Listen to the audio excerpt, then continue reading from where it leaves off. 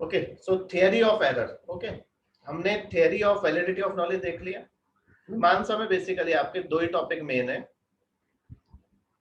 एक तो मीमांसा का पैमाना विचार तो है ही, देखो 20 मार्क्स में आ सकता है।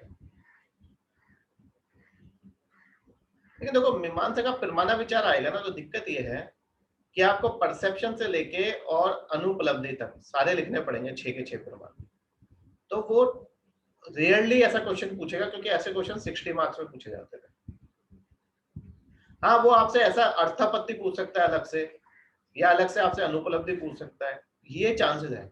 लेकिन वो आपसे पैमाना विचार ही पूरा पूछ लेगा 20 मार्क्स में, दैट इज क्वाइट इम्पॉसिबल। ठीक है, लेकिन वो आपसे ये थियरी ऑफ एरर में किसी पर्टिकुलर आपसे श्वेता पैमान्यवाद पूछ लेगा अलग से। ठीक है, आपसे श्वेता अप्रमाण्यवाद पूछ लेगा, पड़ता पूछ लेगा, पड़ता अप्रमाण्यवाद पूछ लेगा, या दो क्वेश्चन आपके बनते हैं, या तो न्याय का वो पूछेगा वैलिडिटी ऑफ नॉलेज, जिसमें आपको पड़ता पैमान्यवाद और पड़ता अप्रमाण्यवाद लिखना पड़ेगा, या फिर वो मीमांसा का पूछेगा, जिसमें आपको श्वेता पैमान्यवाद और श्वेता अप्रमाण्यवाद लिखना पड़ेगा, या फिर वो इन दोनों का कंपैरिजन कराएगा। इसके अलावा कोई और क्वेश्चन वहां से बनने के चांसेस नहीं है। बुद्धिज्म का हमारे सिलेबस में नहीं है। ठीक है, सांख्या, रामन, क्या शंकर, इनका हमारे सिलेबस में नहीं है। हमारे सिलेबस में सिर्फ दो है, न्याय एंड मीमांसा। तो इन दोनों ने क्या माना है, क्या डिस्प्यूट है, वो मैं एक्सप्लेन कर चुका हूँ। ठीक है, तो यहाँ से क्वेश्चन आएगा और आप आराम से लिख भी सकते हो। ठीक है, इसमें आपको कोई डाउट होना भी नहीं चाहिए। तो अब हम देखते हैं थियरी ऑफ एरर। ठीक है, थियरी ऑफ एरर। तो बेसिकली अभी तक हम बात कर रहे थे कि नॉलेज की।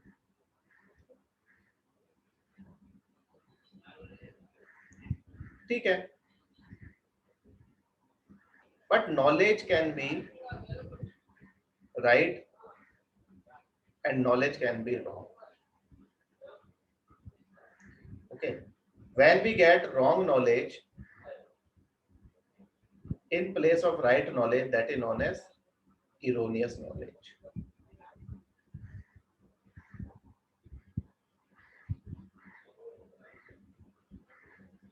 जैसे मान लो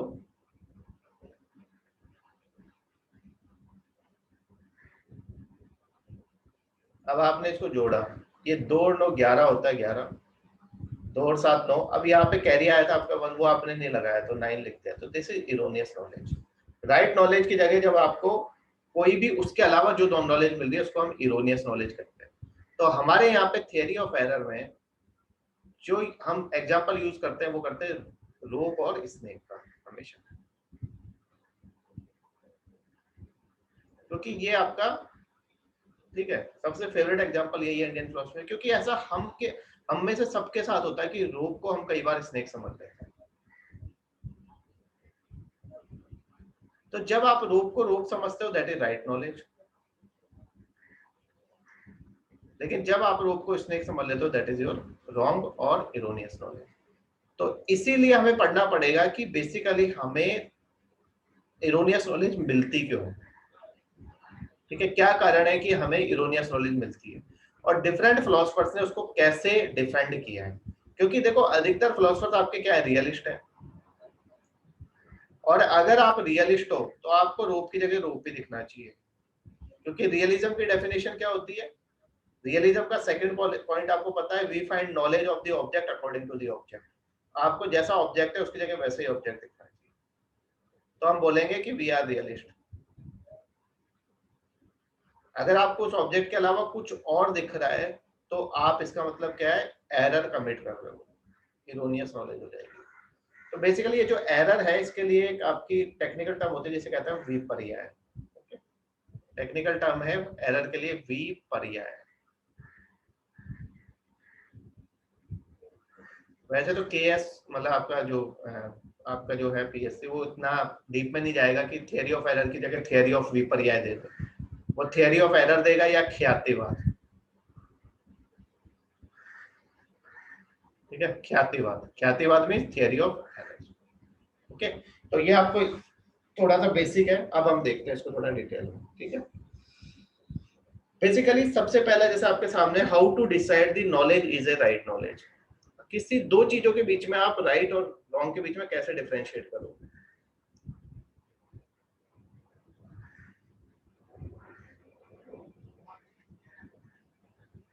जैसे इसमें वाटर है, मान लो कुछ भी है, सम लिक्विड इज देयर,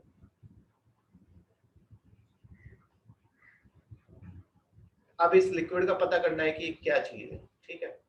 तो उसको पता करने के लिए अगर आपने सही से पता कर लिया तो that will be right knowledge, और आप पता नहीं कर पाए तो that will be wrong knowledge. तो बेसिकली फर्स्ट तो ground to accept it as a right knowledge, किस बेसिस पे आप उसको राइट नॉलेज मानते हो? तो अभी हमने पढ़ा, अलग अलग लोगों ने, किसी ने श्वेता परमाण्यवाद माना है, किसी ने श्वेता अपरमाण्यवाद माना है, किसी ने पर्दा परमाण्यवाद माना है, किसी ने पर्दा अपरमाण्यवाद माना है, ठीक है? ये ग्राउंड हो गया आपका। How it is different from erroneous knowledge? तो डिफरेंट कैसे होगी? रोप की जगह अगर रोप दिख रहा है that is your right knowledge, और अगर रोप की जगह स्नेक दिख रहा है that is your erroneous knowledge. Okay, जब ऑब्जेक्ट की जगह ऑब्जेक्ट दिखाई देगा तो राइट नॉलेज है, और ऑब्जेक्ट की जगह कुछ और दिख रहा है that is your erroneous knowledge. तो hopefully is it clear to all of you? ठीक है, अब आगे देखते हैं हम, अलग अलग फिलोसफर्स की अलग अलग थियरीज हैं, ठीक है? अब हमें वही पढ़नी है, ओके? वही हमारे सिलेबस में अलग अलग फिलोसफर्स की थियरीज है, तो उनको एक एक करके देखते हैं, यहाँ से भी क्वेश्चन आएगा आपको, you will definitely get one question from here, okay? So सबसे पहले है आपका मीमांसा। तो मीमांसा में आपके दो अलग अलग स्कूल है, मैंने आपको पढ़ाया, प्रभाकर और कुमारिल भट्ट दोनों को मैंने पढ़ाया आपको डिटेल में, ठीक है? इनके अलग अलग त्रिपुटी, प्रत्यक्षवाद, ज्ञाततावाद देखा हमने, ठीक है? फिर अल्विताभिधनवाद, अभिहितवाद, धन्वयावाद, वो सब चीजें देखी है, ठीक है? तो इन दोनों में ही सबसे ज्यादा डिस्प्यूट है। आप जैसे न्याय और मीमांसा में डिस्प्यूट है ना,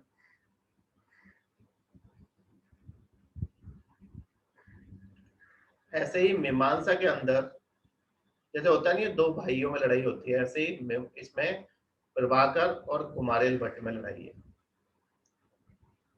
ये जो बोलता है ना उसको ये अपोज कर देता है, मतलब दोनों एक तरह से आपके अपोजिट पोल्स है मैग्नेट के, नॉर्थ और साउथ।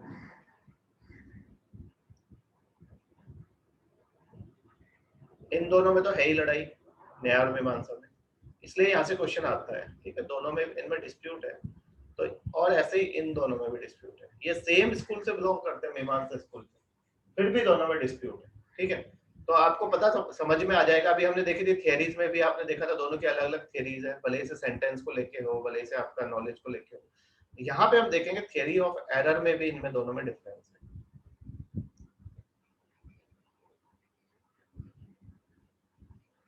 प्रभाकर की थियरी वो कहलाती है अख्यातिवाद, और जो आपकी कुमारिल भट्ट की थियरी वो कहलाती है विपरीत ख्यातिवाद, okay? नाम याद करने में ज्यादा दिक्कत नहीं होगी, ख्यातिवाद तो हमें पता ही है, थियरी ऑफ एरर को ख्यातिवाद बोलते हैं, उसके आगे ए लगा दे तो प्रभाकर है, और कुमारिल भट्ट के लिए विपरीत, विपरीत का मतलब होता है अपोजिट, ठीक है?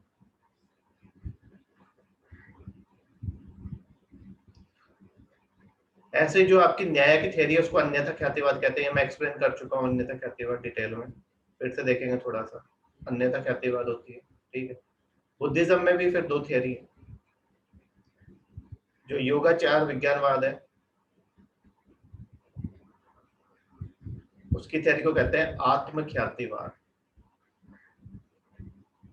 आत्मा आपको बताइए, आत्मा, आत्मा का मतलब सोल, ठीक है? और जो माध्यमिक शून्यवाद है उसकी थियरी को कहते हैं असत ख्यातिवाद। ख्यातिवाद तो कॉमन है सब में, आपको ये वर्ड याद रखने हैं। अद्वैत वेदांता की थियरी को कहते हैं अनिर्वचनीय ख्यातिवाद, दिस इज वेरी इंपॉर्टेंट, अनिर्वचनीय। देखो ये सारे संस्कृत से लिए, अनिर्वचनीय, जैसे वचनीय का मतलब क्या होता है?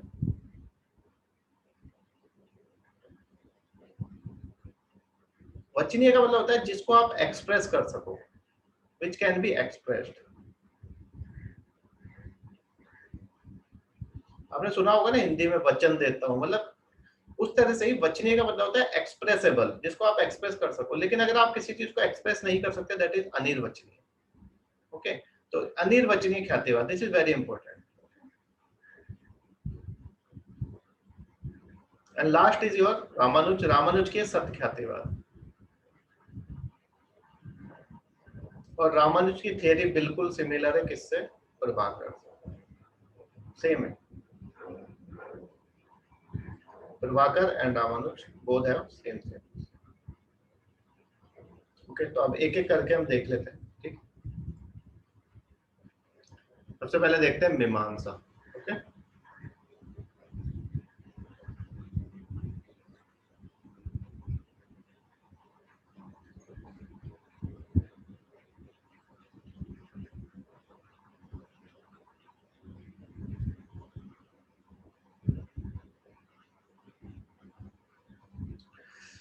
तो मीमांसा में फर्स्ट है प्रभाकर।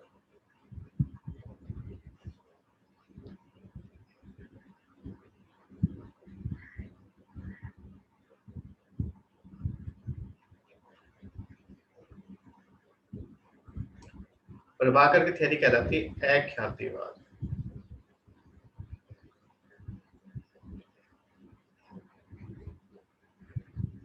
और इसको हम इंग्लिश में बोले तो बोलेंगे एब्सेंस ऑफ परफेक्ट नॉलेज।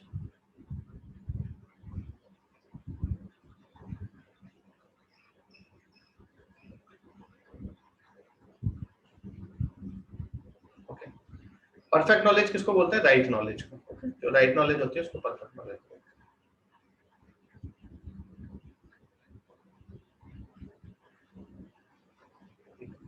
तो बेसिकली प्रभाकर का थोड़ा सा ओवरव्यू ये है कि प्रभाकर जो है ना, आपको पता है मीमांसिक फिलोसफर है। मीमांसिक फिलोसफर है। और मीमांसा फिलोसफर जितने भी हैं, मीमांसिक फिलोसफर, तो उन्होंने क्या चीज, दो चीज मानी है, रियलिज्म और दूसरा क्या माना है? स्वयता पर मान्यवाद।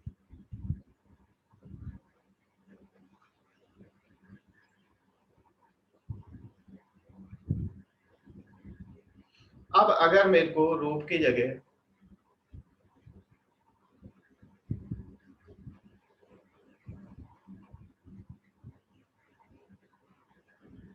Am I audible? Am I audible?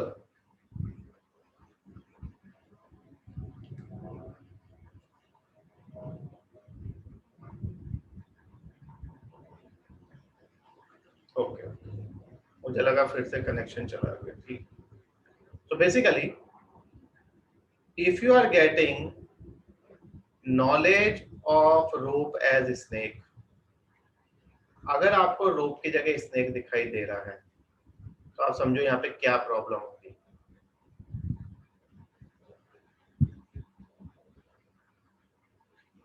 अगर मैं रियलिस्ट हूं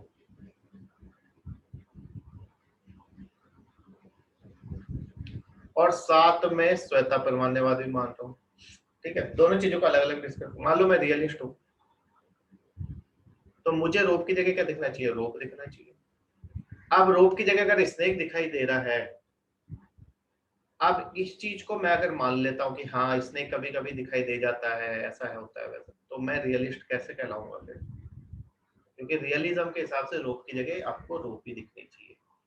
तो मीमांसा रियलिस्ट फिलोसफर है, तो उसको डिफेंड करना पड़ेगा कि रूप की जगह स्नेक क्यों दिखाई दे रहा है, अदरवाइज उसका रियलिज्म जो वाला पॉइंट है वो खत्म हो जाता है। फिर दूसरा श्वेता पर मान्यवाद।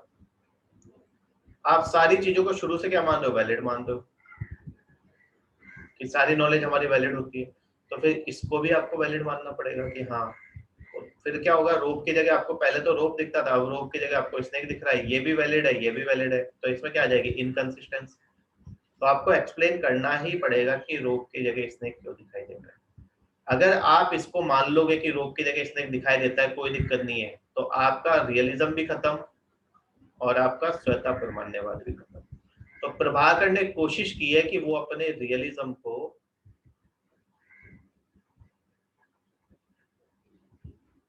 और स्वतः परमाण्यवाद को बचा सके। ये जो चीजें कहलाती हैं, कहलाती है पोस्टुलेट्स। क्योंकि मीमांसा फिलॉसफी इन्हीं पोस्टुलेट पे बेस्ड है। उसी के बेसिस पे देखो ना, अब वेदास को इन्होंने इटर्नल माना है। ओके, तो आप देखते हैं प्रभाकर ने कैसे कोशिश की है अपनी थियोरी को, अपने रियलिज्म और स्वतः परमाण्यवाद को बचाने। ओके ओके, सो इसकी थियोरी है अख्यातिवाद।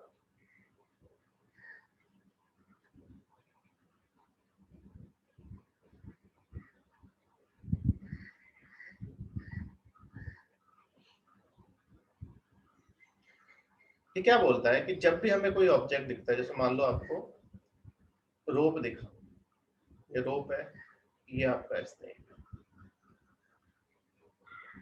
ये आपके नोट्स में बना हुआ है, ये इस तरह का फिगर आप बना सकते हो पेपर। कोई भी जब हमें चीज दिखती है तो उसके दो हमें एस्पेक्ट दिखते हैं। हर चीज के दो एस्पेक्ट होते हैं, एक material aspect,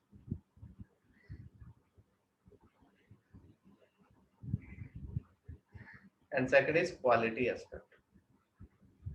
Everything has two aspects. ऐसे ही स्नेक का भी मटेरियल एस्पेक्ट होगा, शॉर्ट में लिख रहा हूँ, और दूसरा क्वालिटी एस्पेक्ट होगा, क्यू है। ओके, जब ये दोनों हमें एक साथ दिखाई देते हैं, एक किसी भी चीज के दोनों, ये दोनों कंबाइंड होते हैं, और ये दोनों कंबाइंड होने के बाद एक यूनिटरी कॉग्निशन बनता है। दोनों मिलके एक सिंगल नॉलेज आपको देते हैं, यूनिटरी कॉग्निशन। कॉग्निशन का मतलब होता है नॉलेज, ठीक है। यूनिटरी कॉग्निशन होता है, सिंगल कॉग्निशन होता है।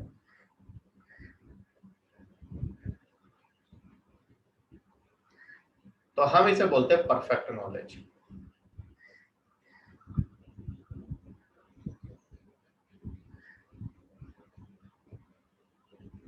परफेक्ट नॉलेज और राइट नॉलेज, ठीक है।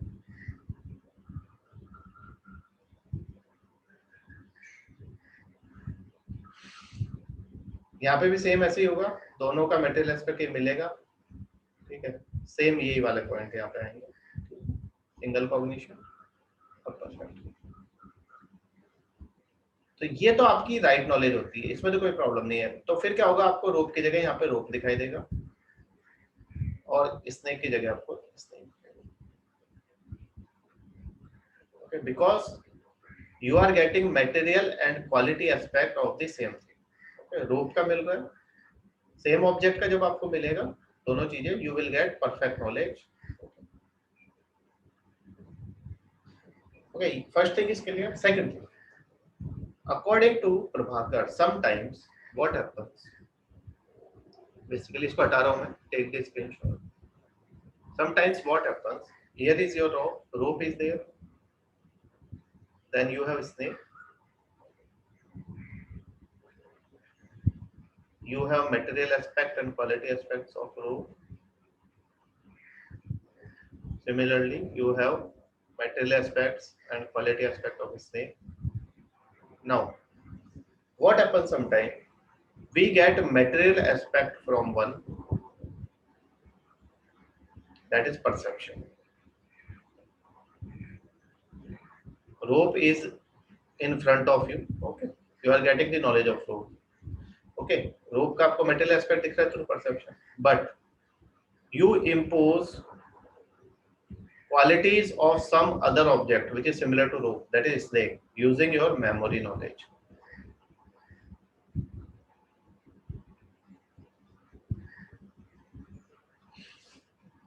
ऐसा बहुत बार होता है हमारे साथ, हम बहुत सी चीजों को कुछ और समझ लेते हैं। क्यों? क्योंकि हमें उस समय वो सामने तो ऑब्जेक्ट तो वही है, मटेरियल तो उसी का पड़ा है, मटेरियल तो वही है ना, लेकिन हम क्या मेमोरी में कोई उसकी जैसी चीज होती है उसको वहां इम्पोज कर देते हैं। अब क्या है, ये दोनों के मिलने से क्या हो गया, अब ये आपका यूनिटरी कॉग्निशन नहीं रहा।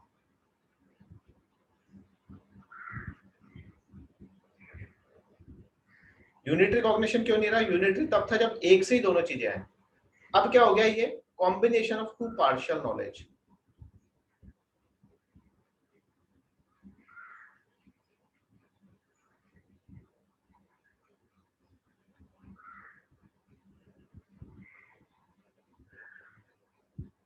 Okay, combination of two partial knowledge. आपके साथ भी ऐसा होता होगा, जैसे हमने जब हेत्वाभास पढ़ा था, हेत्वाभास में ऐसा ही तो था, मैंने आपको बताया ना, ये माउंटेन है आपका, यहाँ पे फॉग कई बार होगी, तो उस फॉग को आप क्या समझ लोगे, उस फॉग को आपने क्या समझ लिया,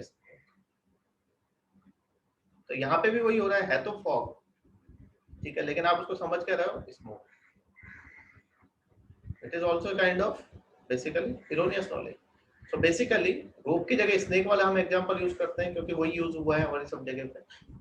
तो आपका क्या होता है, combination of two partial knowledge. Partial knowledge क्यों है ये, क्योंकि एक चीज एक से मिल रही है और दूसरी चीज दूसरे से मिल रही है, पार्शियल हो गई। ओके, यूनिटरी कब होती, जब दोनों एक ही जगह से मिलती है। तो वो कहता है कि ये जो नॉलेज है, this is basically your, this is not basically erroneous knowledge, it is your imperfect knowledge.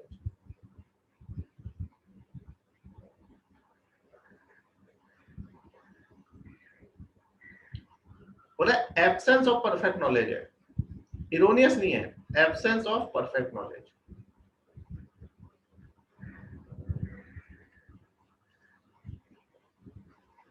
Absence of perfect knowledge का मतलब ये, परफेक्ट नॉलेज तब मिलती है जब ये दोनों आपका यूनिटरी कॉग्निशन होती है, लेकिन यहाँ पे यूनिटरी कॉग्निशन नहीं है, इसलिए आपको परफेक्ट नॉलेज नहीं मिल रही, एब्सेंस ऑफ परफेक्ट नॉलेज है।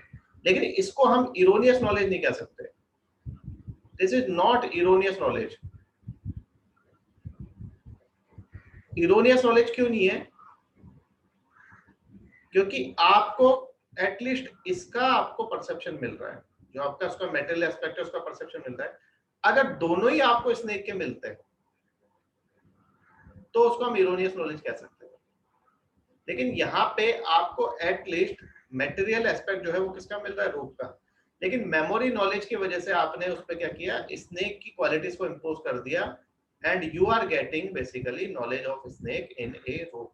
So it is not basically imperfect or it is not erroneous knowledge, it is absence of perfect knowledge। क्या है मतलब, ये आपकी perfect knowledge हो गई, ये आपकी erroneous knowledge हो गई, और इसके बीच में ये knowledge लाई करती है। ना तो आप इसको perfect कह सकते हो, ना आपको erroneous कह सकते हो, इन दोनों के बीच में लाई करती है। जैसे कि आपका, ठीक है, एक तो पानी होता है इसमें कि ये एम्प्टी और फुल, ये तो दो एब्सोल्यूट चीज हो गई। एक आपका बीच में इसमें पानी, ठीक है। तो बेसिकली जो दो एक्सट्रीम कंडीशन है उनके बीच में ये नॉलेज कहीं लाई करती है। क्यों लाई करती है, क्योंकि एक से तो आपको कम से कम सही नॉलेज मिल रही है, दूसरी चीज आपने दूसरे से इम्पोज करी। तो in this way Prabhakara has tried to save his realism and श्वेता मान्यवाद, क्योंकि उसने इरोनियस नॉलेज नहीं मानी है। उसने बोला है कि इरोनियस नॉलेज नहीं है, it lies between your perfect knowledge and erroneous knowledge. It is absence of perfect knowledge, but it is not erroneous knowledge. Okay, is it clear? Hopefully is it clear, it is clear to all of you. अब देखो इसी में आगे चलते हैं। He says that error is of omission only and not commission.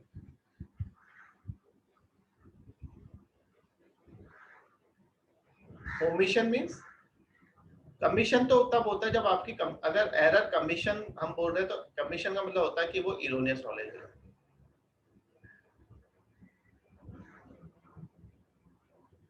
अगर कहीं पे हम ये मान ले कि error is of commission, omission का मतलब ये है कि हाँ भाई गलती से हमें मटेरियल एस्पेक्ट एक का दिखा और उसमें क्वालिटी एस्पेक्ट हमने दूसरे का जोड़ दिया, इस वजह से हमें पार्शियल नॉलेज मिल रही है, लेकिन एटलीस्ट पार्शियल नॉलेज तो मिल रही है। तो उस पार्शियल नॉलेज को हम फैलेशियस नॉलेज नहीं कह सकते।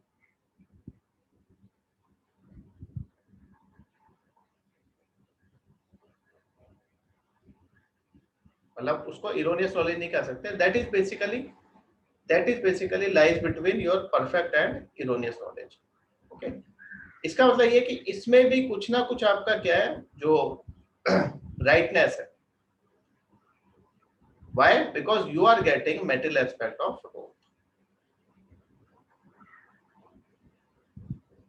Okay, so this is the view of your Prabhakar regarding erroneous knowledge। तो इसलिए प्रभाकर ने कोशिश क्या की है, रियलिज्म को बचाने की कोशिश की है। क्योंकि उसने इरोनियस नॉलेज को नहीं माना है और उसने अपने स्वयं परमान्यवाद को बचाने की कोशिश की।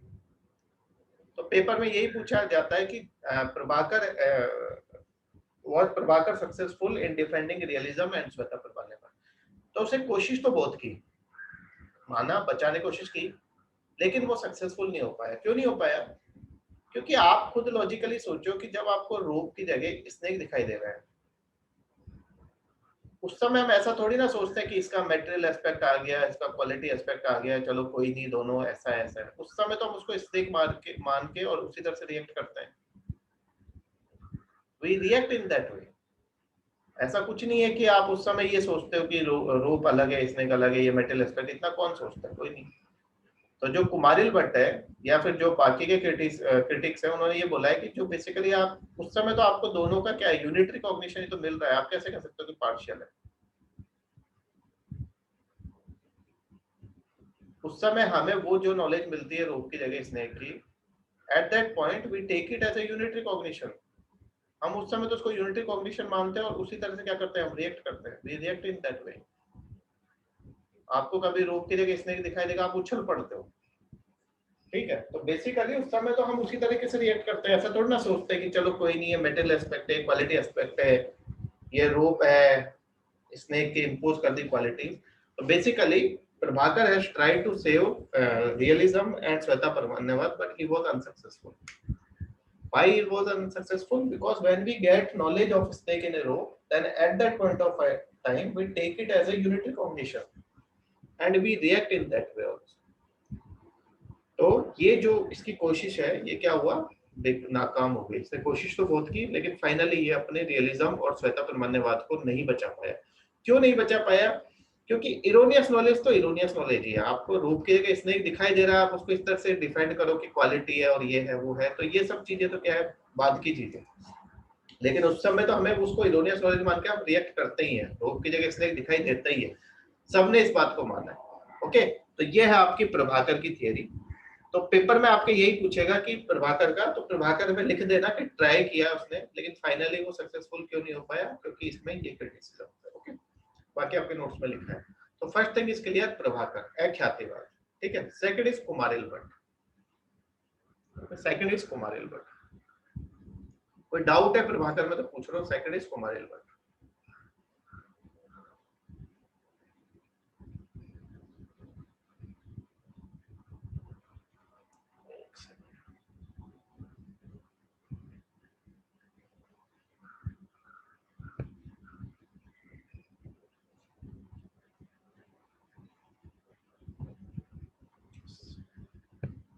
Second is Kumarila Bhatt.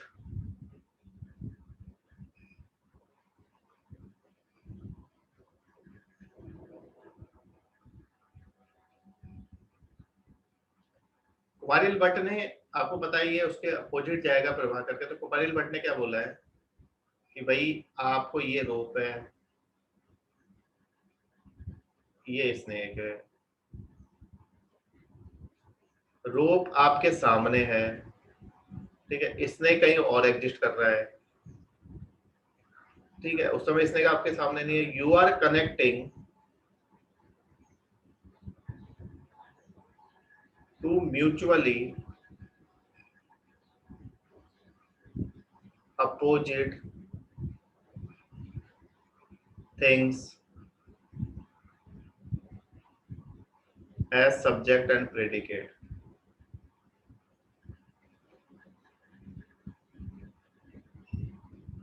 कैसे? आप बोल रहे हो दिस इज स्नेक, मतलब रोप को देख के आप क्या बोल रहे हो, दिस इज स्नेक। दिस यहाँ पे क्या है, रोप। तो रोप आपकी सब्जेक्ट है और स्नेक आपका क्या है, object. Mutually opposite, mutually opposite क्यों है? क्योंकि रोप आपके सामने एग्जिस्ट कर रही है और स्नेक कहीं और पे। तो आप दो म्यूचुअली चीजों को कनेक्ट कर रहे हो, तो ये क्या है आपकी, दिस इज इरोनियस नॉलेज। आप कैसे कह सकते हो कि ये आपकी सिंगल कॉग्निशन नहीं है? This is single cognition and this is erroneous knowledge. आप जो प्रभाकर ने बोला है वो चीज के बेसिस पे इसको डिफेंड नहीं कर सकते। तो ये जो दिस इज स्नेक है इसको बोला जाता है इदम सर्पम। याद नहीं रखना, लेकिन संस्कृत में बोला जाता है इदम सर्पम, दिस इज स्नेक। ओके, तो कुमारी भट्ट ने बोला इदम सर्पम, you are connecting to mutually opposite things as subject and predicate, this is totally erroneous knowledge. Why? Because you are basically you are getting knowledge of rope as a snake, and at that point of time we react in that way also. We react according to that knowledge. So this is erroneous knowledge, and in this way Kumaril Bhatt has accepted erroneous knowledge, and he has said that this is an act of commission. This is an act of commission and not omission.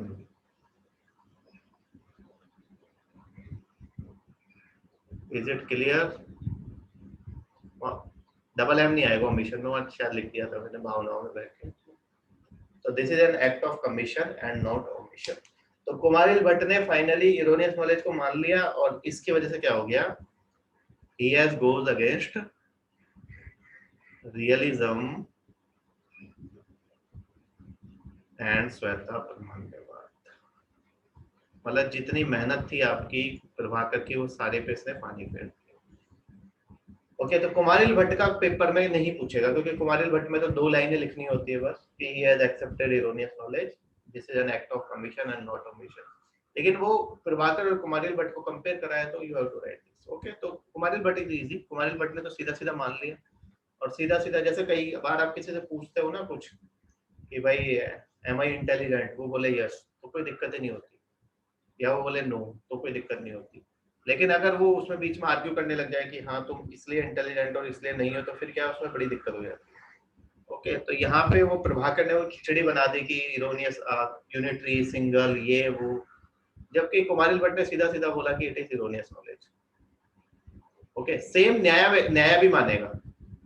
न्याय ने भी यही same line बोली है, कौन सी, error is of commission and not omission. Nyaya भी कोशिश करेगा बाकी डिफेंड करने की, लेकिन न्याय ने भी माना है कि हाँ इरोनियस नॉलेज तो होती है। ठीक है, तो न्याय का भी सेम स्टेटमेंट है, error is of commission and not omission. जो ये बोलता है एरर इज ऑफ कमीशन, मतलब वो मान रहा है नॉलेज कि हाँ इरोनियस नॉलेज होती है, और जो ये बोल रहा है error is of omission and not commission, तो वो नहीं मानता। तो सिर्फ प्रभाकर ऐसा है जिसने ये लाइन बोली है, error is of omission and not commission. ठीक है, तो ये दोनों क्लियर आपको। ओके, अब न्याय वैशेषिका ले लेते हैं। न्याय का, न्याय की अन्यथा ख्यातिवाद। कुमारिल भट्ट इज इजी, न्याय इज ऑल्सो इजी, अन्यथा ख्यातिवाद।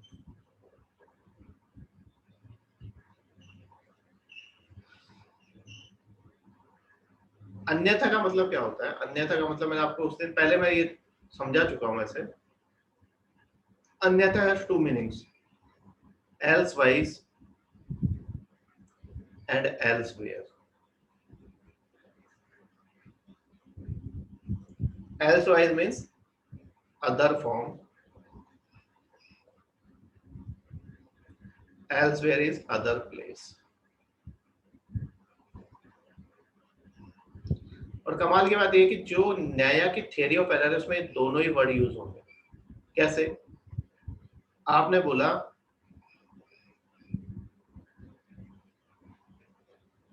रोप इज स्नेक, या दिस इज स्नेक वाला वही, रोप की जगह दिस इज स्नेक। अब आपके रोप आपके सामने, रोप आपके सामने, rope is presented object. Rope क्या है आपके सामने, तो वो प्रेजेंटेड ऑब्जेक्ट है, बट इट इज परसीव्ड। उसको आप क्या समझ रहे हो? It is perceived elsewise. Elsewise मतलब अदर फॉर्म, आप उसको स्नेक समझ रहे हो। और जो रिप्रेजेंटेड ऑब्जेक्ट है, आप उसको जो समझ रहे हो, उसको आपने क्या समझा, स्नेक, तो वो रिप्रेजेंटेड ऑब्जेक्ट हो गया।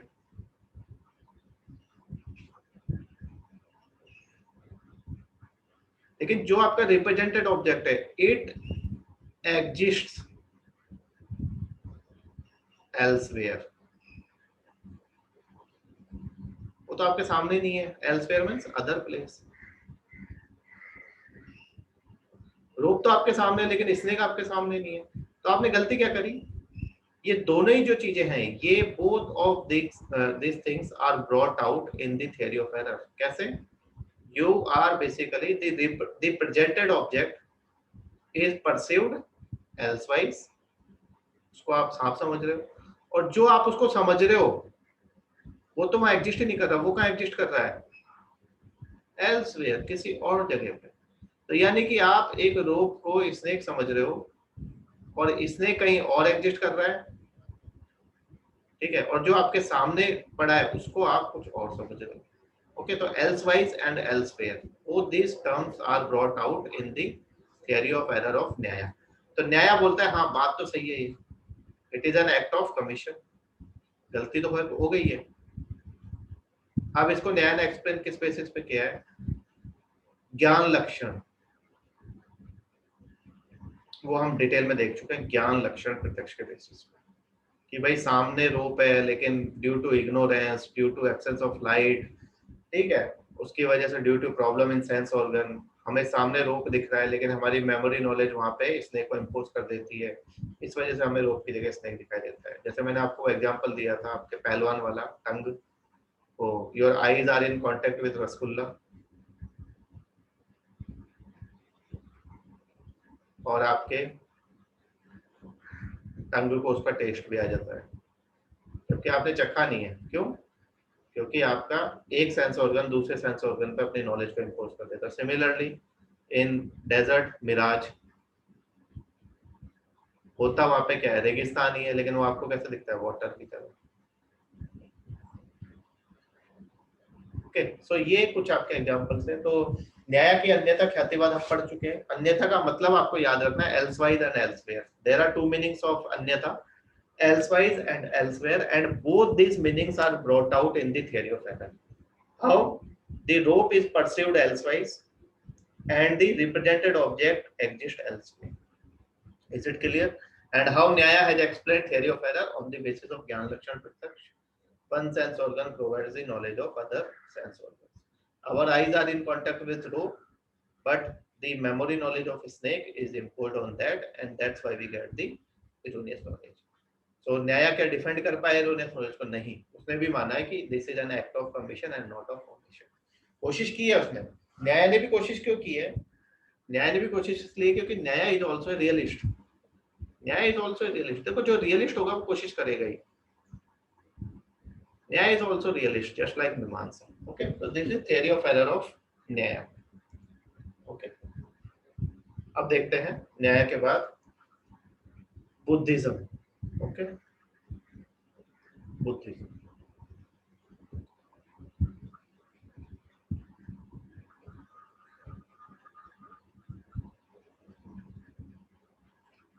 हाँ भाई, समझ तो आ रहा है ना सबको? तो बोलो हाँ या ना, कुछ तो बोलो। अब कहीं सो गए हो? हाँ? अब तो जग जाओ, नोटिफिकेशन आ गया। हाँ, क्लियर है ना सबको? Is it clear? क्योंकि टफ टॉपिक है थोड़ा सा, तो क्लियर होना चाहिए। Is it clear to everyone? Clear है ना? हाँ ठीक।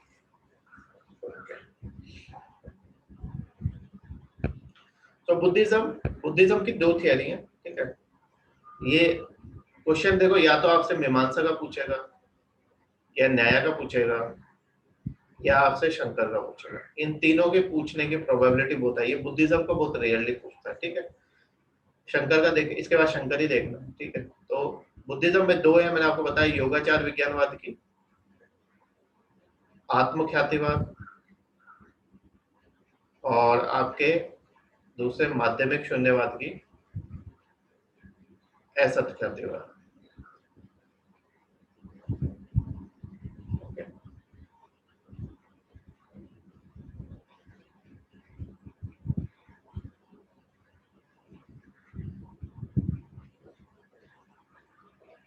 देखो, आत्मा का मतलब है soul.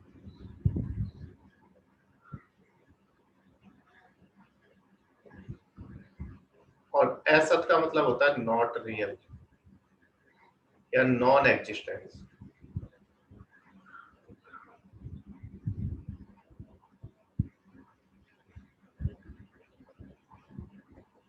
Okay, so basically Yogachara विज्ञानवाद है, आपको पता है योगाचार विज्ञानवाद आपने पढ़ा है, ठीक है, आपको पढ़ाया होगा विशाल ने। तो योगाचार विज्ञानवाद में क्या है, मैंने भी आपको डिटेल में पढ़ाया था योगाचार विज्ञानवाद। तो योगाचार विज्ञानवाद में क्या है, इन्होंने क्या है, इनके हिसाब से ओनली आइडियाज आती है।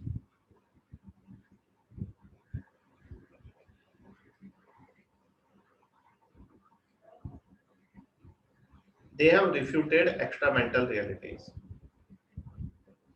मतलब माइंड के बाहर जो भी चीजें हैं वो एग्जिस्ट नहीं करती है।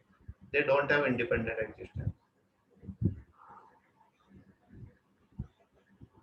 ओके, उन्होंने एक्स्ट्रा मेंटल रियलिटीज को नहीं माना है, उनके हिसाब से सिर्फ क्या रियल है, आइडियाज आर रियल।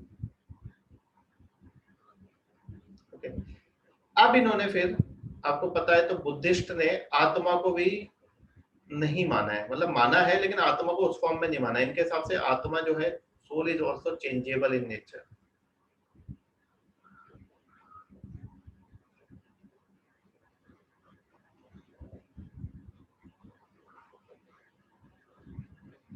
तो पहला तो यही, इसमें यही वो ऑब्जेक्शन है कि इसका नाम आत्मख्यातिवाद नहीं होना चाहिए। क्यों आत्मख्यातिवाद नहीं होना चाहिए? क्योंकि इन्होंने सोल को नहीं माना है, ठीक है। खैर हमारे पेपर के लिए इतनी काम की चीज नहीं है, लेकिन मैंने आपको समझा दिया है कि इन्होंने आत्मा को नहीं माना है, फिर भी इसका नाम आत्मख्यातिवाद है, ठीक है। अब देखो, पहली वाली मैं एक्सप्लेन कर रहा हूँ, ये छोटी छोटी थेरीज है दोनों। सबसे बड़ी प्रभाकर की थी। तो योगाचार विज्ञानवाद क्या कहता है कि आपको रोप की जगह स्नेक दिखाई दे रहा है। बोला ये आपकी क्या है, बेसिकली इमेजिनरी नॉलेज है और कुछ नहीं है। दिस इज ओनली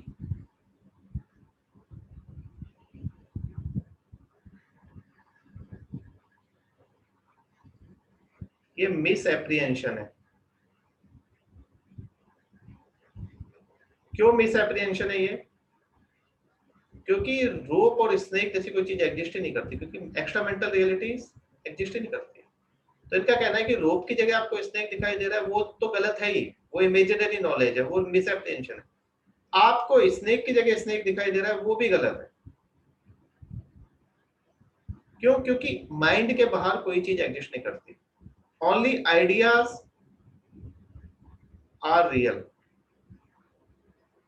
कई बार क्या होता है कि हम जो आइडियाज हैं उनको बाहर जो एक्सप्रेस करते हैं, उनके बेसिस पे हम जो ऑब्जेक्ट होते हैं उनको रियल मानने लग जाते हैं। जैसे आपका आइडिया है रोप का और आपका स्नेक का, तो आपके माइंड ने रोप और स्नेक का आइडिया इंपोज किया, आप इनको रियल मानने लग गए। बोला उनको आप रियल मान रहे हो, वही आपका मिस एप्रीहेंशन है, क्योंकि ये ऑब्जेक्ट एग्जिस्ट ही नहीं करता है, सिर्फ एग्जिस्ट क्या करता है, आइडियाज। तो रोप की जगह स्नेक दिखाई दे रहा है, वो भी गलत है, मिस एप्रीहेंशन है। आपको रोप की जगह रोप दिख रहा है, वो भी गलत है। आपको स्नेक की जगह स्नेक दिखाई दे रहा है, वो भी गलत है। क्यों? क्योंकि आप ऑब्जेक्ट्स को क्या मान रहे हो, रियल मान रहे हो, लेकिन objects are not real, they are basically projection of ideas only.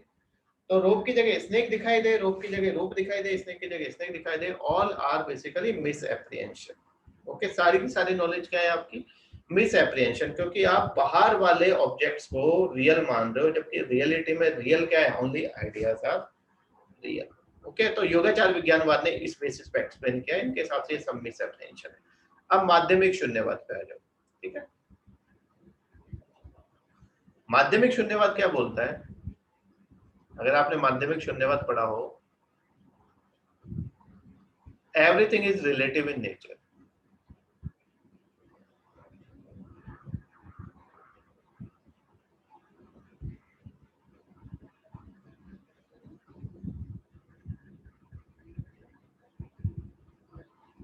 ठीक है, तो बेसिकली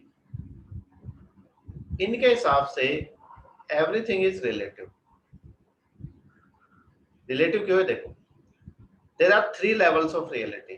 इस बात को समझना है, शंकर में भी यूज होगा। There are 3 levels, okay, 3 levels of reality.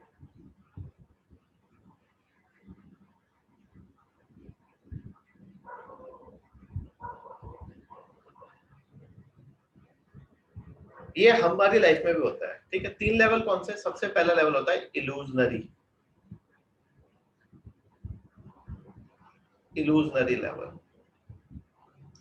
Second होता है प्रैक्टिकल,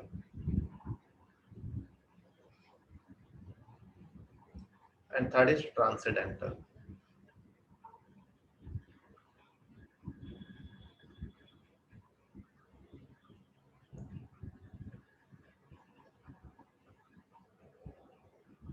ठीक है, ये तीनों लेवल ही आपके शंकर ने भी माने, ठीक है। वेदांता में जब हम पढ़ेंगे शंकर।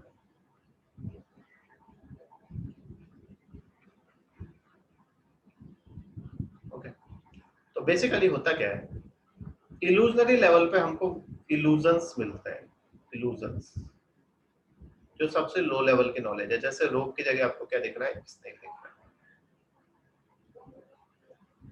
फिर ये नॉलेज इसके हायर लेवल पे जाके कॉन्ट्राडिक्ट हो जाती है।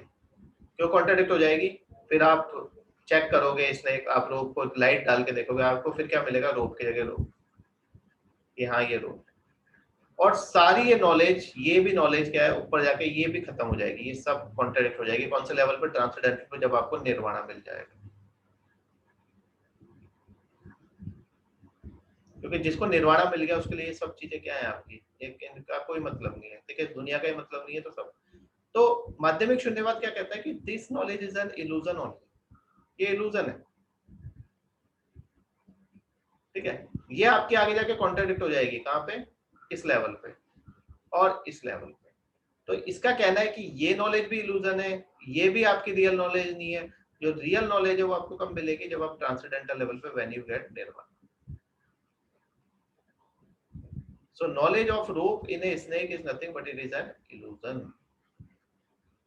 which will get contradicted on the level of practical knowledge, and which will later get on contradicted on the level of transcendental level. Same Shankar ने माना है, सेम शंकर का कंसेप्ट है। ओके, जो अभी हम अनिर्वचनीय पढ़ेंगे वो भी सेम ऐसा ही कंसेप्ट है।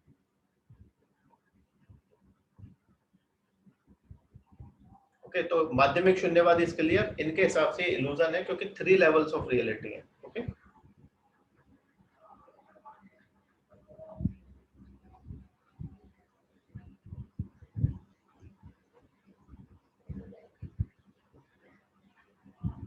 okay, so there are 3 levels. One is illusionary level, जैसे आपका नहीं है, जैसे ऐसे समझो, आप सपने देखते हो,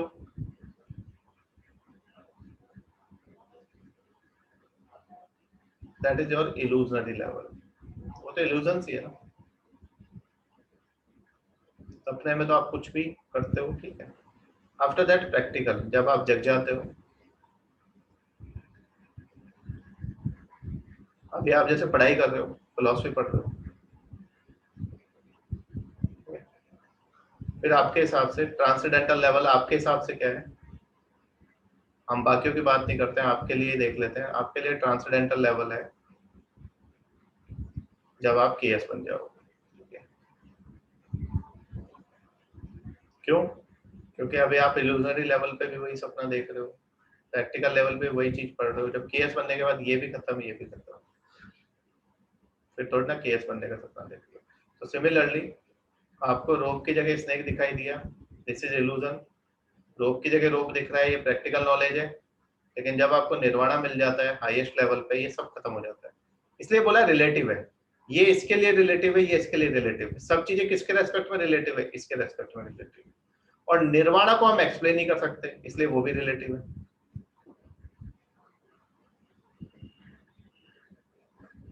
ठीक है। जब पूछा गया, ठीक है, इससे आपके क्या नाम है, नागसेन से, कि निर्वाणा को how will you define nirvana,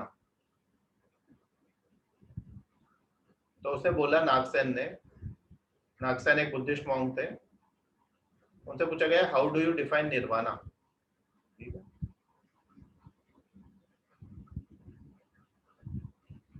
तो नागसेन ने बोला कि we can not define nirvana, nirvana is indescribable.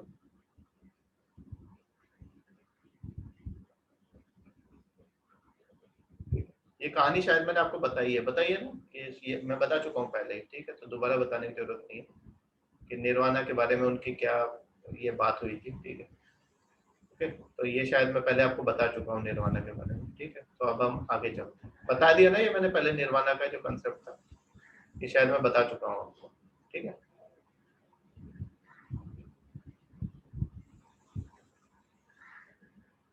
Okay. तो बुद्धिज्म की दोनों थियरीज खत्म आपकी, अब हम आगे चलते हैं। थर्ड इज अनिर्वचनीय, शंकर। लास्ट है शंकर।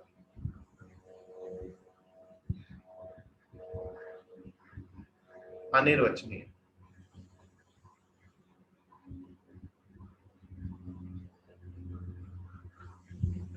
अनिर्वचनीय का मतलब होता है, अभी हम पढ़ेंगे शंकर में, इसका मतलब होता है बियॉन्ड सत्य एंड असत्य,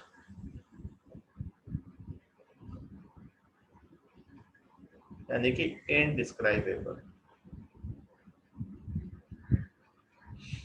बियॉन्ड सत्य एंड असत्य, दैट इज इनडिस्क्राइबेबल। कैसे, देखो समझो। शंकर ने कुछ टर्म्स को डिफाइन किया। सत्य, शंकर के हिसाब से सत्य वो है, सत्य का मतलब होता है रियल, नेवर कॉन्ट्रडिक्टेड।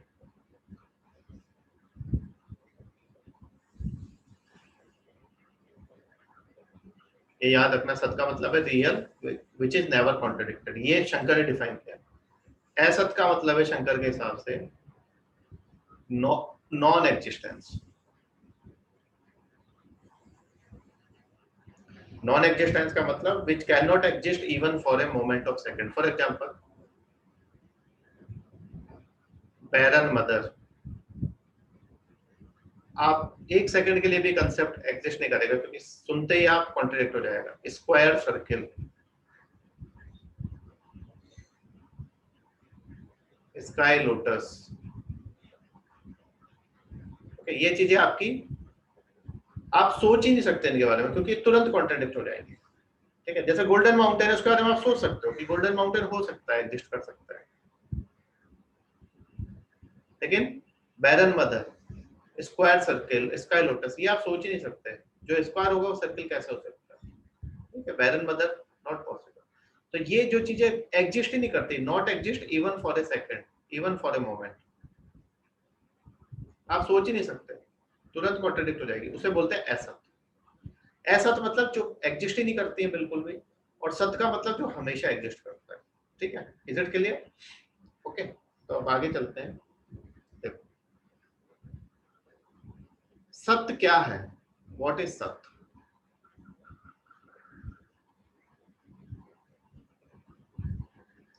सत्य वो है जो रियल है, और रियल वो है जो नेवर कॉन्ट्रडिक्टेड,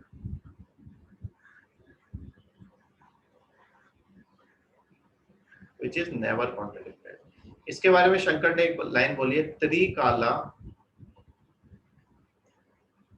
त्रिकाल या काला अबाधित सत्य, त्रिकाल अबाधित सत्य। त्रि मतलब थ्री, काल मीन्स टाइम्स, सत्य, सत्य मीन्स रियल, अबाधित means not contradicted.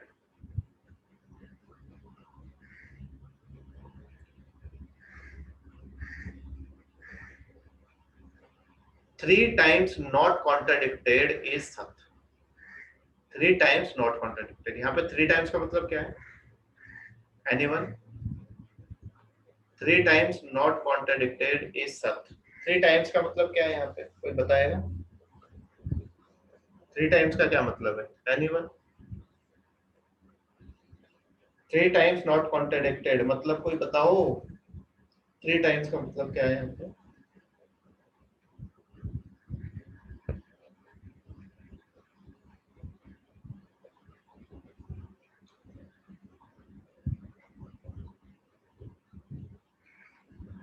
Past, present and future. Very good, बच्चों को पता है। तो यानी थ्री टाइम्स का मतलब है यहाँ पे, थ्री टाइम्स का मतलब तीन टाइम नहीं, थ्री टाइम्स का मतलब है यहाँ पे पास्ट, प्रेजेंट एंड फ्यूचर। जिसको ना पास्ट में कॉन्ट्राडिक्ट किया जा सके, ना फ्यूचर प्रेजेंट में कॉन्ट्राडिक्ट किया जा सके, ना फ्यूचर में कॉन्ट्राडिक्ट किया जा सके। और शंकर के हिसाब से दुनिया में ऐसी एक ही चीज है जिसको आप कभी कॉन्ट्राडिक्ट नहीं कर सकते, और वो है ब्रह्म।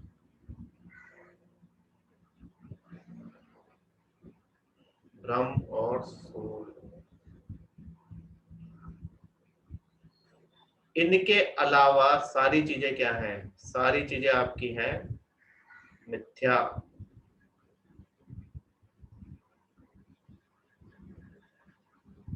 ब्रह्म सत्यम जगत मिथ्या, ब्रह्म सत्यम जगत मिथ्या। ओके, बोला है ना ऐसा, ब्रह्म सत्यम।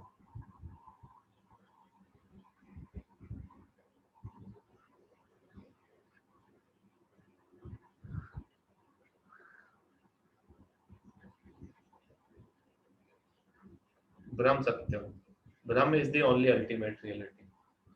ओके, सत्य, ब्रह्म is the only ultimate reality, जगत इज मिथ्या।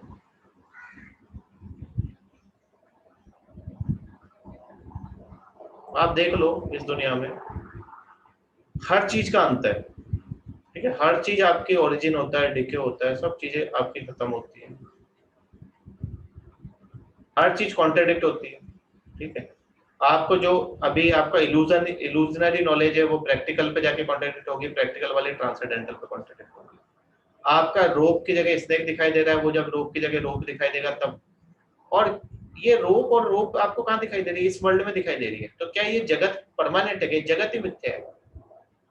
ये जगत जब खत्म हो जाएगा तो ये रोप का कोई सिग्निफिकेंस रहा कि नहीं? ये जो आप जगत देख रहे हो सामने, क्या ये परमानेंट है? क्या आप यहाँ, ये जगत परमानेंट रहने वाला है? नहीं। क्या आप खुद परमानेंट हो? नहीं। Nothing is permanent in this world. सब चीजें कॉन्ट्रडिक्ट हो जाएंगी, किसके लेवल पे जाके? ब्रह्म के लेवल पे जाके। इस दुनिया में सिर्फ शंकर के हिसाब से ब्रह्म का एग्जिस्टेंस है, और ब्रह्म का एग्जिस्टेंस हमेशा से, पास्ट में भी था, प्रेजेंट में भी रहेगा, और फ्यूचर में भी रहेगा। हम सब खत्म हो जाएंगे, जगत खत्म हो जाएगा, लेकिन ब्रह्म रहेगा। ब्रह्म यहाँ पे उसने किसको बुलाया? ये कंसेप्ट हम आगे डिटेल में देखेंगे। ओके, तो अभी दो चीजें मेरे काम की थी अनिर्वचनीय में, एक सत्य और एक असत्य। तो असत्य तो आपको समझ आ गया, सत्य तो सिर्फ क्या है? ब्रह्म है। और असत्य जो आपका कॉन्ट्रडिक्ट हो जाता है, जिसका नॉन एग्जिस्टेंस। तो अब शंकर का कहना है जब आपको नॉलेज मिली रोप की जगह आपको स्नेक मिला, ठीक है। अब इसको ना तो हम सत्य मान सकते हैं, अगर ये सत्य होता तो हमेशा रोप की जगह आपको स्नेक दिखेगा, वो तो पॉसिबल ही नहीं है।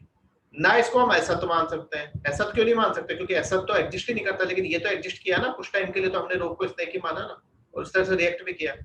तो ना तो ये सत्य है, ना ये असत्य है। और जो चीज सत्य और असत्य दोनों में से नहीं है, उसको हम कहते हैं इनडिस्क्राइबेबल। इसको हम डिस्क्राइब ही नहीं कर सकते। ना सत्य है ना असत्य है, तो इनडिस्क्राइबेबल हो गई ना भाई। या तो सत्य होगी या असत्य होगी, अगर दोनों में से कुछ नहीं है तो वो इनडिस्क्राइबेबल होगी। और ये इनडिस्क्राइबेबल है। अब ये क्या है? रोप इसने के उसके बाद रोप की जगह आपको रोप दिख रहा है। तो शंकर का कहना है ये तो इनडिस्क्राइबेबल है ही, ये तो अनिर्वचनीय है ही। रोप की जगह रोप भी इनडिस्क्राइबेबल है। क्यों? क्योंकि ये भी ना तो सत्य है, परमानेंट तो है नहीं, रोप भी खत्म हो जाएगी, जगत ही मिथ्या है, ठीक है। रोप कोई ऐसा थोड़ा ना जिंदगी में ये वर्ल्ड में हमेशा रहने वाली है। जगत खत्म, रोप सब खत्म, ठीक है। आप खत्म, आपके लिए रोप खत्म। तो रोप कोई परमानेंट थोड़ा है, रोप भी सत्य नहीं है, ना रोप है सत्य, क्योंकि रोप कुछ टाइम के लिए तो एग्जिस्ट कर ही रही है। तो रोप भी आपकी इनडिस्क्राइबेबल है। तो उसका कहना है कि यही सिर्फ आपकी इनडिस्क्राइबेबल नहीं है, ये भी अनिर्वचनीय है। और ये ऊपर जाके कब सारी कॉन्ट्रडिक्ट हो जाएंगे? ये यहाँ पे कॉन्ट्रडिक्ट हुआ, ये सब चीजें कहां पे जाके कॉन्ट्रैक्ट हो जाएगी? ऑन द लेवल ऑफ ब्रह्म। जिस दिन आपको ब्रह्म का ज्ञान हो गया, उस दिन आपके लिए सारी चीजें क्या हो जाएंगी? मिथ्या। जगत ही मिथ्या हो जाएगा आपके लिए। This is the concept of अनिर्वचनीय। अनिर्वचनीय, विच can not be described, indescribable. That's why he has called his theory of error as अनिर्वचनीय ख्यातिवाद. Hopefully is it clear to all of you? Hopefully it is clear to all of you. Clear है भाई बिल्कुल? Any doubt?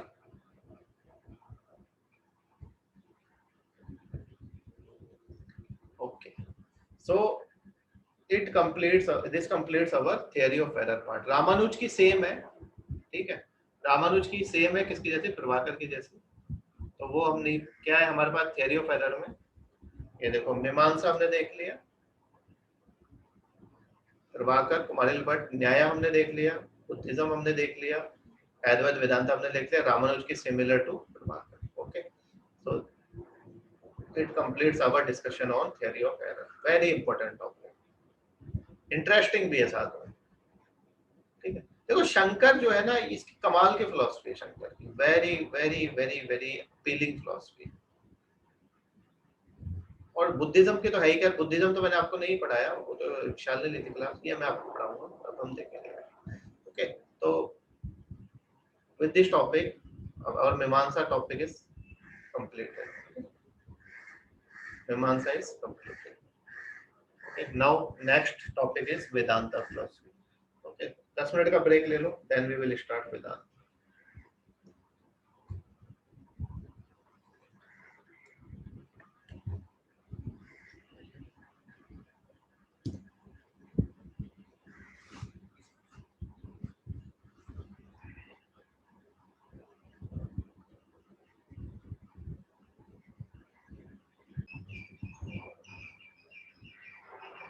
Okay, so अब हम last topic, last तो क्या है, श्री अरविंदो पढ़ना है, ठीक है. वेदांत फिलॉसफी शुरू करते हैं. This is very important topic. Okay, Vedanta is very important topic. You will definitely get 2 to 3 questions from this topic. Simple है, ठीक है, समझने वाला है, बाकी आता ही है क्वेश्चन, क्योंकि थोड़ा लेंथी टॉपिक है. यहाँ पे हमको 5 फिलोसफर्स देखने, 3 तो डिटेल में देखने और 2 थोड़ा सा देखें. ओके, सो पहले देख लेते हैं वेदांता फिलॉसफी का डेवलपमेंट कैसे हुआ है, ठीक है. डेवलपमेंट देखेंगे, फिर इसके डिफरेंट स्कूल्स देखेंगे, सम टेक्निकल टर्म्स, कौन कौन सी सत्य, असत, मिथ्या, अनिर्वचनीय, ये मैं आपको 3 समझा चुका हूँ, सत्य, असत, अनिर्वचनीय. देन 3 टाइप्स ऑफ डिफरेंसेस देखेंगे, होमोजीनियस, हेटेरोजीनियस, इंटरनल. ये टेक्निकल टर्म्स हैं, ये आपके बार बार यूज होंगे आगे जब हम पढ़ते जाएंगे आगे टॉपिक, तो ये टर्म्स बार बार यूज होंगी, तो आपको ये क्लियर होनी चाहिए. ओके, तो देख लेते हैं, तो पहले डेवलपमेंट देख लेते हैं. ओके, तो डेवलपमेंट सिमिलर वो जो हमने पहले मीमांसा में देखा था, संहिता, ब्रह्मणा, आरण्यक, फिर उपनिषद. और उपनिषद आपका एंड ऑफ वेदास है, और उपनिषद पे जो फिलॉसफी वेद है उसी को हम कहते हैं वेदांत.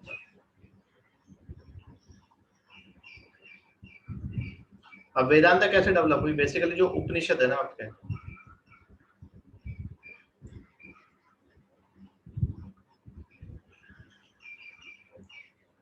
उपनिषद में जो लिखा गया है ना उपनिषद, उसमें क्या है, कंसेप्ट्स जो भी थे वो स्कैटर्ड फॉर्म में थे.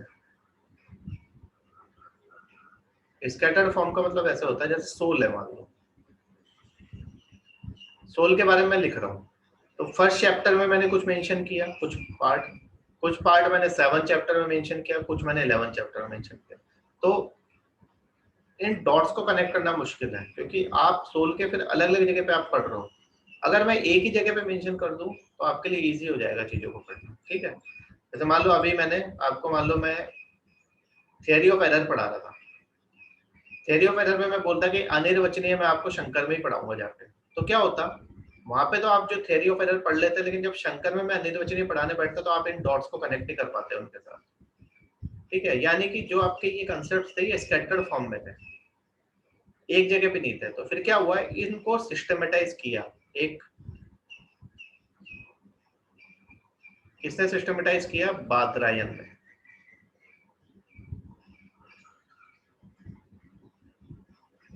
बादरायन, इनको बोला जाता है फादर ऑफ वेदांतिक फिलोसफी।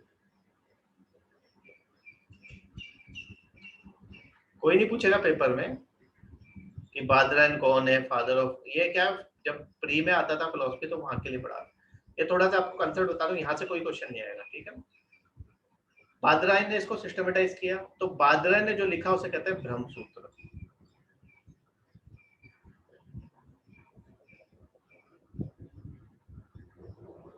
बादरायन ने कुछ नहीं किया, जैसे सोल के कंसेप्ट इधर उधर फैले पड़े थे, उनको एक जगह इकट्ठा कर दिया, तो ये कहलाता है ब्रह्म सूत्र।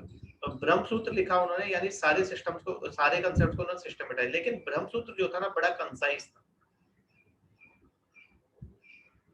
जैसे मान लो मैं भी आपके अनिर्वचनीय मैंने वर्ड बताया आपको, मैं कुछ भी लिखूं और मैं अनिर्वचनीय लिख के छोड़ दूं, बस उसको एक्सप्लेन नहीं करूं, तो यानी कंसाइज हो गया ना। मैंने वर्ड तो यूज किया लेकिन मैंने उसको समझाया नहीं, तो ये इतना कंसाइज था कि डिफिकल्ट टू अंडरस्टैंड, आम आदमी नहीं समझ सकता था इसको।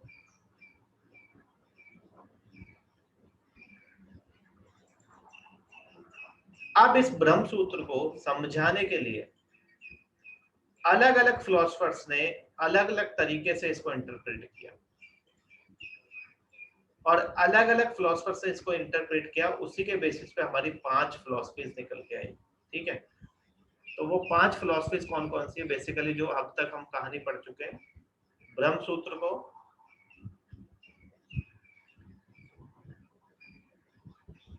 क्योंकि ब्रह्म सूत्र आपका कॉन्साइज था काफी, तो उसको एक्सप्लेन किया डिफरेंट फिलोसफर्स ने, और उसमें 5 फिलोसफी आपकी निकल के आई। उन्हीं को हम कहते हैं schools of Vedanta. First is Shankara, Advaita Vedanta. Second is Ramanuja, Vishishta Advaita.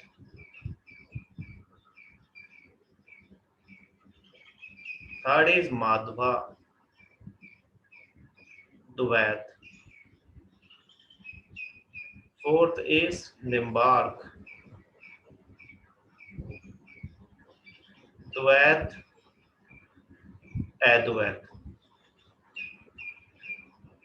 Fifth is Vallabhacharya, Vallabh, शुद्ध अद्वैत। तो इन पांचों स्कूल्स को हम बोलते हैं स्कूल्स ऑफ वेदांत।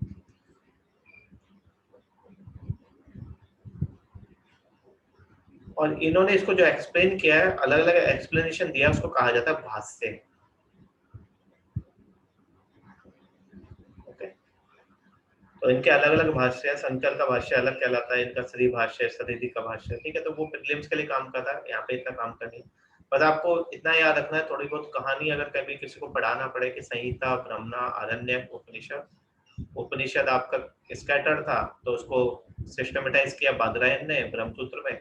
ब्रह्मसूत्र काफी कॉन्साइज था, समझ में आना मुश्किल था, तो उसको एक्सप्लेन किया 5 स्कूल से अलग अलग तरीके से, और अलग अलग तरीके से एक्सप्लेन करने की वजह से ये आपके 5 स्कूल निकल के आए, जिन्हें हम स्कूल्स ऑफ वेदांता कहते हैं। इसमें 3 हमारे सिलेबस में ही, फर्स्ट, सेकंड एंड थर्ड। ये हमारे सिलेबस में नहीं है, निम्बार्क और वल्लभा, लेकिन हम इनके बारे में भी थोड़ा बहुत पढ़ेंगे, ठीक है। तो आपका डेवलपमेंट इसके लिए कैसे डेवलपमेंट हुआ, योर डेवलपमेंट इसके लिए schools clear. Now technical terms. Sat we have seen, asat we have seen, anirvachaniya we have seen. Now let us discuss mithya, आवरण and all this. मिथ्या भी आपको बता दिया मैंने। मिथ्या का मतलब भी वही होता है, नाइदर सत्य नॉर असत्य।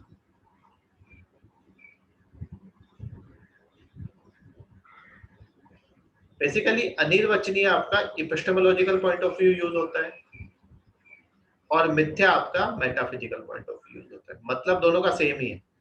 जो चीज सत्य और असत्य में से दोनों में से कुछ नहीं होती, उसको मिथ्या कहते हैं from metaphysical point of view, और अनिर्वचनीय कहते हैं from epistemological point of view. अब 3 टर्म्स हम ये देख लेते हैं, आवरण, विक्षेप एंड अविद्या। ये बार बार रिपीट होंगी ये टर्म्स, तो आपको वहां पे भी बार बार ये चीजें पढ़ने को मिलेगी, तो वहां समझ आएगा और ज्यादा। 3 चीज देखते हैं, आवरण,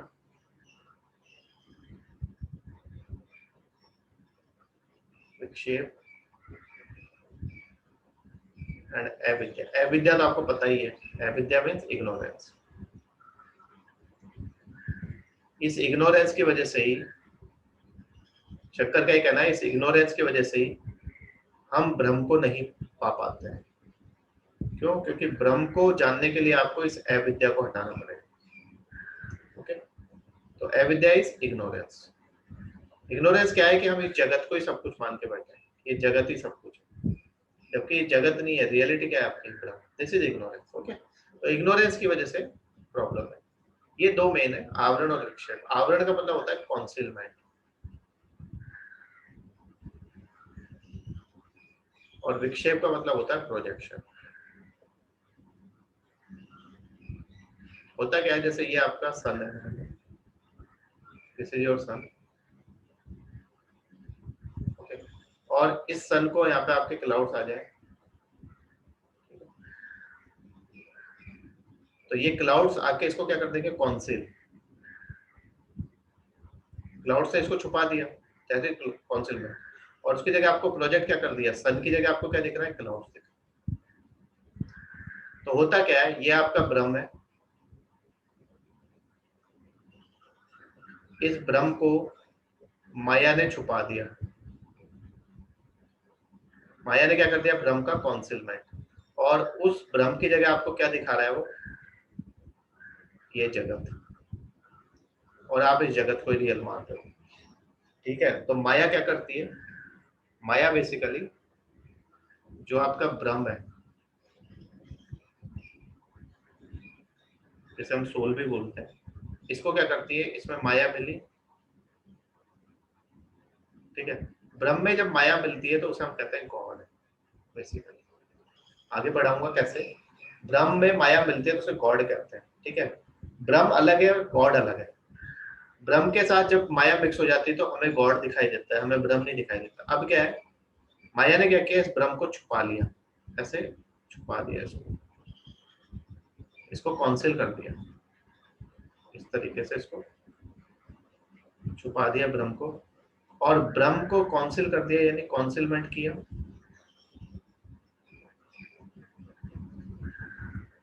और उसकी जगह प्रोजेक्ट क्या कर रही है? वो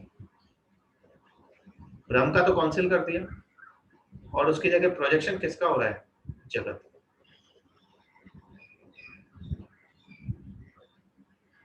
तो जो हमारे अंदर सोल है या ब्रह्म है, उसको हम नहीं देख पा रहे। क्यों नहीं देख पा रहे? क्योंकि हम सिर्फ इस जगत को देख रहे हैं जो हमारे सामने है। और जब हम इस जगत को देख रहे हैं तो हम सिर्फ किसको देख रहे हैं? गॉड को। क्योंकि हम गॉड को क्या मानते हैं? Generator, operator and destroyer. तब हमारे लिए ये ज्यादा इंपॉर्टेंट हो जाता है। जबकि शंकर का कहना है कि वी ऑल आर ब्रह्म, सब ब्रह्म है हम। क्यों? क्योंकि सब में सोल है। वी ऑल आर ब्रह्म। बोला अब उसको पाने के लिए आपको अपने अंदर देखना पड़ेगा, बाहर से नहीं मिलेगा ब्रह्म। ब्रह्म आपके अंदर है। ओके, तो ब्रह्म को पाने के लिए पहले ये जगत का ये हटना जरूरी है। ये जो पर्दा आपके आंखों के आगे पड़ा हुआ है, कॉन्सिलमेंट, ये जब तक ये पर्दा नहीं हटेगा, जैसे आपका सन था, सन को क्लाउड से कवर कर लिया, तो क्लाउड जब तक नहीं हटेंगे तब तक सन वापस से दिखाई नहीं देगा। इसलिए आपको ये वाली जो माया ने आपके यहाँ पर्दा डाल दिया, इसको हटाना जरूरी है। और वो कैसे हटेगा? वो ब्रह्म ज्ञान से हटेगा, ज्ञान मार्ग। फिर देखेंगे कैसे बोला है इन्होंने। ओके, और इस सब चीजों के लिए, ब्रह्म को पाने के लिए आप खुद, मतलब कि जो इंडिविजुअल है वो रेस्पॉन्सिबल है, कोई उसकी हेल्प नहीं कर सकता। बस उसकी हेल्प कर सकता है एक एबल गुरु। फॉर एग्जाम्पल मैं आपको देता हूँ एक एग्जाम्पल। जैसे आप अभी मान लो कि पेपर लिखोगे अपना पीएससी का, ठीक है, स्टेट सर्विस का पेपर लिखोगे, उसमें मान लो मैं आपको कितना ही अच्छा पढ़ा लूं, ठीक है, ओके, दो चीजें हैं। जब तक आपके खुद के अंदर से आवाज नहीं आएगी कि now I am confident enough that I can clear this exam, okay, तब तक आप कितना ही पढ़ लो, कितनी बुक्स पढ़ लो, आप पेपर में जाके कुछ भी रिप्रोड्यूस नहीं कर पाओगे। दूसरा, अगर आपको खुद को कॉन्फिडेंस नहीं आ रहा है और मुझे पता है कि हाँ ये बच्चा कर सकता है, तो मैं आपको बोलूँ कि हाँ आप कर सकते हो, ठीक है, तो मैं आपको बोलूंगा you can clear this exam. यानी कि जो आपको भ्रम पाना है वो या तो आप खुद से पा सकते हो जब आपके खुद से कॉन्फिडेंस आ जाएगी, या फिर आपका कोई गुरु है जो जानता है आपको, या फिर जो देख के बता सकता है, या फिर आपके बारे में उसको पता है कि हाँ ये बच्चा क्लियर कर सकता है। इसलिए दो वर्ड बोले जाते हैं, अहम ब्रह्मास्मि, जब मैं खुद पाता हूं ब्रह्म को, और दूसरा तत्वांसी। इसका मतलब होता है आई एम ब्रह्म, और इसका मतलब होता है तत्वांशी का यू आर ब्रह्म।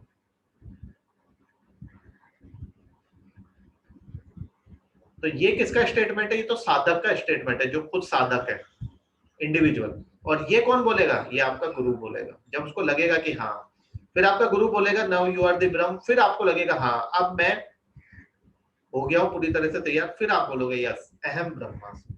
तो अल्टीमेट ऑब्जेक्टिव आपका है अहम ब्रह्मास्मि को अचीव करना, ठीक है। तो this is basically the you can say crux of Shankar's philosophy. Okay, तो ये टर्म्स क्लियर हो गई आपको, ठीक है। Okay. हाँ, बस 5 मिनट और, ये डेवलपमेंट, ये टर्म्स क्लियर, ये भी क्लियर, ठीक है। 3 टाइप्स ऑफ डिफरेंस ये देख लेते हैं, 3 टाइप्स ऑफ डिफरेंस यही देख लेते हैं। 3 टाइप्स ऑफ डिफरेंस क्या क्या होते हैं? एक तो होमोजीनियस। होमोजीनियस का मतलब with in the same class,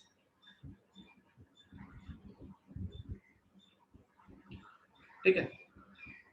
इसको हम सजातीय भेद भी बोलते हैं। चलो वो संस्कृत वर्ड्स बाद में यूज करेंगे, अभी आप सेम क्लास, सेम क्लास का मतलब 2 काऊ है, एक काऊ ये है, दूसरी काऊ ये है, इन दोनों में डिफरेंस, या एक ह्यूमन बीइंग और दूसरे ह्यूमन बीइंग में डिफरेंस, ये आपका हो गया होमोजीनियस डिफरेंस। हेट्रोजीनियस क्या होता है? With in different class. For example man में और आपकी काऊ में डिफरेंस, ठीक है, ओके।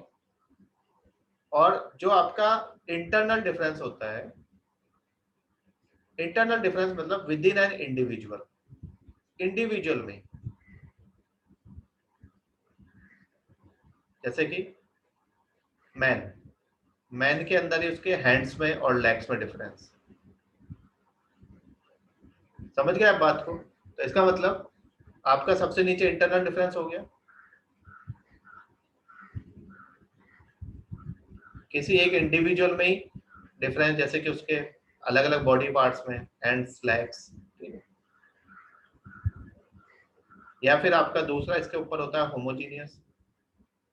होमोजीनियस में with in same class difference, जैसे कि मान लो मेर में और रोहित में, या कांक्षा अभिलाषा में। उसके ऊपर चले जाओ तो हेट्रोजीनियस, हेट्रोजीनियस में डिफरेंट क्लास में different. For example elephant and dog, okay. तो इस तरह से आपके 3 तरह के डिफरेंस होते हैं। डिफरेंस क्यों समझा रहा हूँ? क्योंकि जब हम भ्रम के लेवल पे पहुंचते हैं, तो भ्रम पे के लेवल पे ये डिफरेंस कुछ मतलब नहीं होते। भ्रम आपकी नॉन डिफरेंशिएटेड रियलिटी है। शंकर के हिसाब से ब्रह्म इज एवरीथिंग, ब्रह्म में किसी तरह का भी डिफरेंस नहीं माना जा सकता, because all jivas are identical to Brahman. वहां पे किसी तरह का ब्रह्म निर्गुण निराकार है, ठीक है, उसपे उसके लेवल पे कोई डिफरेंस एग्जिस्ट नहीं करता है, ओके। तो ये तीनों डिफरेंस आपको मतलब आगे यूज होंगे, इसलिए मैंने आपको बता दिया, ठीक है। अब मैं तीनों का कंपैरिजन करता है यहाँ पे, नेक्स्ट क्लास में करूंगा कल। कंपैरिजन हम किस तरीके से करेंगे, और ये कंपैरिजन आपको समझ आ गया तो आप शंकर, रामानुज, मध्वा का कोई भी क्वेश्चन लिख सकते हो, ठीक है। उसके आगे फिर हम डिटेल में शंकर देखेंगे। तो कंपैरिजन हम इस तरह से करेंगे, एक शंकर को लेंगे यहाँ पे, एक रामानुज को लेंगे, और एक मध्वा को लेंगे। फिर तीनों में क्या डिफरेंस है, सोल को लेके, गॉड को लेके, ब्रह्म को लेके, ये सब चीजें हम डिटेल में डिस्कस करेंगे कल, ठीक है। तो आज के लिए इतना ही, कल शायद मेरे ख्याल से वेदांता में खत्म कर दूं, ठीक है। फिर देखते हैं, फिर श्री अरविंदो शुरू करेंगे, ओके। तो